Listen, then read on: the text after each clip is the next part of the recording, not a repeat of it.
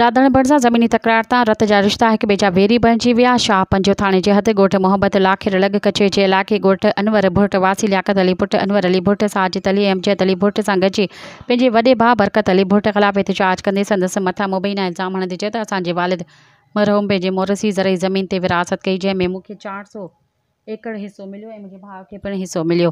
उन पंहिंजे हिसे जूं ज़मीनूं खपाए हाणे मूंखे ॾिनल हिसे वारी ज़मीन ते कब्ज़ो करे छॾियो आहे। बाक़ी 30 एकड़ ज़रई ज़मीन ते मां वेठो आहियां, उते बि मुबैना कब्ज़ो करणु चाहे त गुज़िर राति बरकत अली भुट मुख़्तलिफ़ ॾोहनि में मुलविस हथियार बंधन साण करे मुंहिंजे ॻोठ ते कड़ो चाढ़े ओताक समेत घरनि ते वॾनि औज़ारनि सां हमिलो करे अंधाधुंध फायरिंग करे विया, जंहिं सबबि ॻोठ में ख़ौफ़ ऐं हिरास फैलिजी वियो।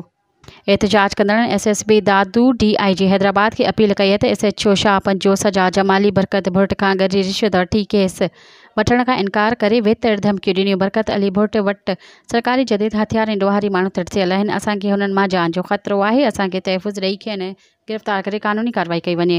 मज़ीद ख़बरनि ऐं तफ़सीलात लाइ विज़िट कयो असांजी वेबसाइट www.awamiNewsHD.com ऐं ॾिसंदा रहो अवामी न्यूज़ HD।